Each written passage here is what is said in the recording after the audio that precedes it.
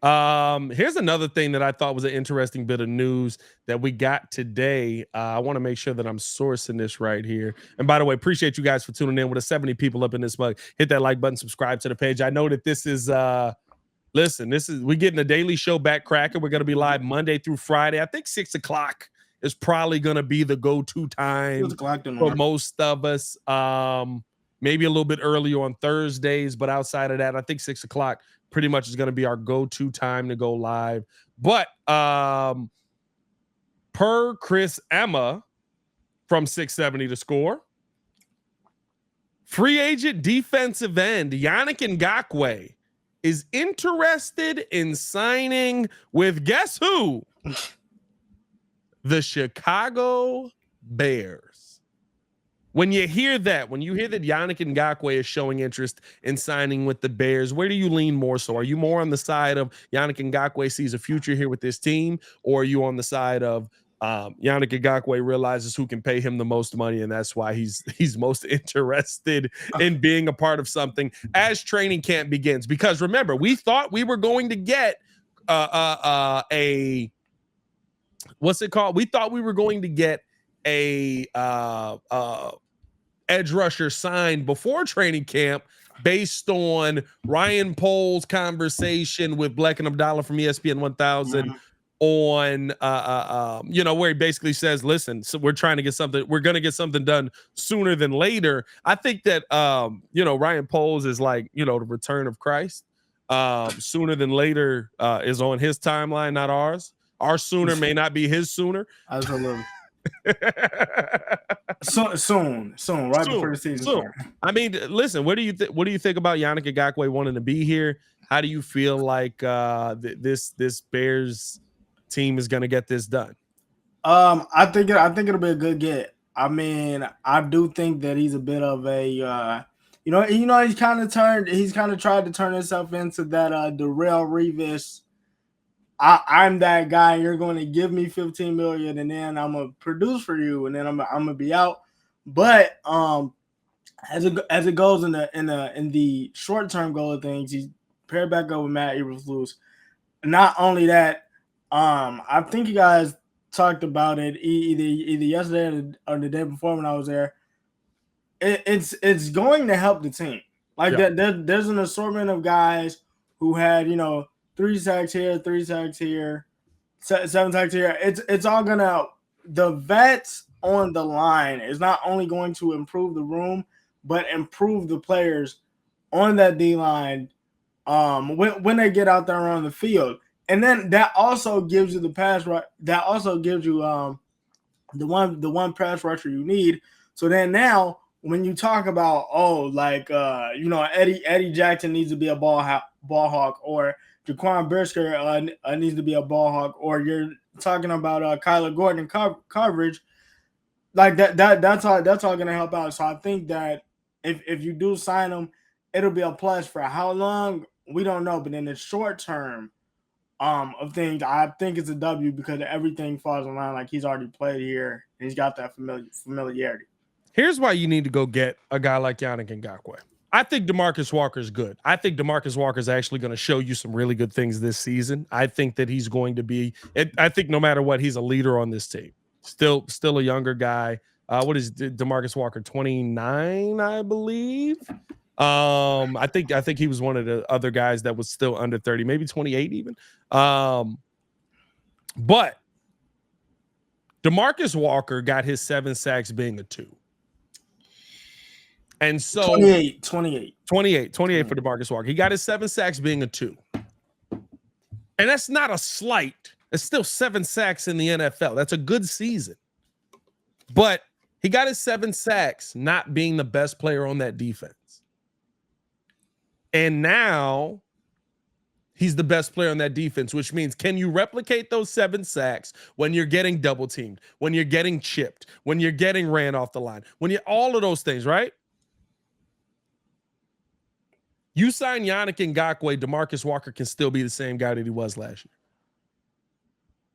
I don't have to worry about potential. I don't have to worry about hope. I don't have to worry about you sign Yannick Ngakoue. Demarcus Walker gets to be who he was last season because now Yannick Ngakoue takes all of that pressure. You sign Yannick Ngakoue. Now I got 2 pass rushers that at a minimum can get to the quarterback. And that's going to help the guy who I just paid a bunch of money to in Tremaine Edmonds in the backfield, turning him back into the player that he was in Buffalo, which makes your defense overall better. Oh, by the way, if Tremaine Edmonds is good, that's going to make TJ Edwards' job a lot easier, including Jack Sanborn in that as well. And we've seen what happens to DBs if you get pressure on the quarterback versus if you don't.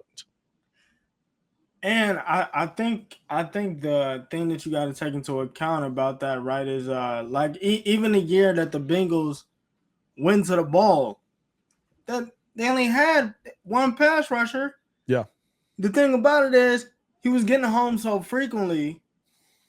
Their third down defense was phenomenal, and nobody talked about it. Yeah. So I think that's another thing that you can kind of add on to that if Yannick and Nick. Hey, bro, I didn't heard it said so many different ways. Courtney always says unique Ngakoue. Jason always says, yeah. Hey, I forget what Jason say. Jason be butchering some names. I ain't gonna lie. Jason some names off on there. Hey. He be like Jaquan Brisker. Yeah. I be like, dang, you made him black as heck, bro. Like, but I'm just here's the thing for me at the end of the day. It's are you the part that I hate that Chicago teams often do is we get guys who were good in other situations, but we don't replicate the situation that allowed them to be good. Mm-hmm. I've said this multiple times this offseason. I think that if you go get a Yannick Ngakoue, you add that to DeMarcus Walker, Andrew Billings still on that line. Now you're allowing hopefully Javon Dexter and or Zach Pickens to have an easier time coming up the middle. But of course, Justin Jones is there, who also was a nice run stopper out in San Diego or out in LA, I should say. Right? You're just adding that piece. Now, the real question is, how much is the price? The one thing that we know about Ryan Poles, as much as Yannick Ngakoue has an interest in signing here, that doesn't mean he has an interest in making less money here on a multi-year deal. If you're talking about overpaying, we know that Ryan Poles is not going to do that. We know that Ryan Poles is not going to deviate from the plan, and he's not going to take that big swing that most teams have taken to try and go get this guy. He's not going to take that Ryan Pace move of going and getting a guy like Khalil Mack. Nah, yeah, I mean, yeah, definitely. I'm looking at it, and I mean, to be honest, it's like you said. I mean, it's got to be for the right price. I mean, the last couple of years, I mean, he's been a mercenary for hire. I mean, as long as he's not calling you, telling you, as long as he's not calling you, telling you, he's like, yo, I want that Chris Jones deal that he's talking about. Give me that $30 million a year. No, like, as long as it's not too crazy and it fits within his timetable, because I think that, he's trying to get he's trying to get everything done under his time, but in an efficient manner. So I think he's going to try to look at it. But if, and Ngakoue is trying to, kind of hardball him in a sense, he's probably just going to move on, because as much as it is a good get, he doesn't sound like he wants to be playing around with this for too long. Yeah. So we'll see what it turns into, man. I think that, and here's the part for me that here's the main thing that you have to ask realistically. Is what you have here good enough for you to feel like your team is going to be able to, your defense is going to be able to help Justin Fields? At the end of the day, this is all to do what? It's all to help Justin Fields. And I think that with the pass rush you currently have, you can't say that. You can't feel confident about that. Does that mean that you'll never be able to feel confident about that? No, 100% not. We already know that, right? But I'm not going to lie to you. I could see the Bears going the Justin Houston route, because I think Justin Houston probably comes a lot cheaper, gives you that leadership. He's one of, And, he's a 1 year, 2 year thing. You can build a draft class in a spot that he had possibly. You can go out and make a draft pick on, okay, we want him to replace Justin Houston at some point. True. Now, if you go get Yannick Ngakoue, do you have that guy for sure? Yeah, you do. You got a 10 and a half to 9 sack guy every season. You do. But how long is that going to last? Yeah, I think, I mean, he's literally, like I said, he's trying to get in where he fits in. Ngakoue is, but at the same time, it's like Poles has come out and been very sure of himself, very stern about what he wants. And I seriously I think that he's gonna take a deep look into it, but he's gonna be like, look, if you playing around with me and by the time say the Hall of Fame game or something like that rolls around, I don't know. He's not. My point is he's not gonna play around with this that much longer. So I think you may see, like to your point, I think you may see a Justin Houston.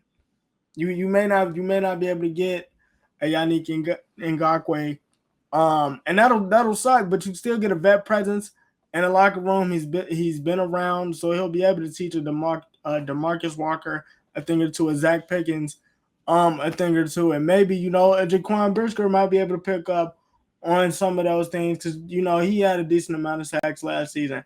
So it all depends on what safety leading the way in sacks no more. True.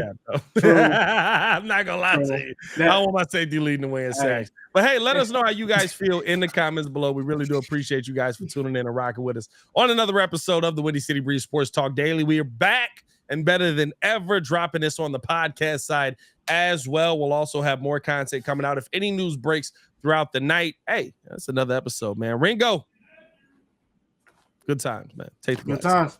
Y'all stay safe out there. As always, Chicago. Follow us on everything at Pat the Designer, at Stephon the Don. I don't even know how to do yours. Yours is weird. Don one. Just it's a 3 in there somewhere though. Hold on. Just replace the E with a 3. Follow me at Pat the Designer. Follow him at Stephon the Don 1. Hey, yo, y'all stay safe out there, Chicago. Appreciate y'all for showing love. Peace.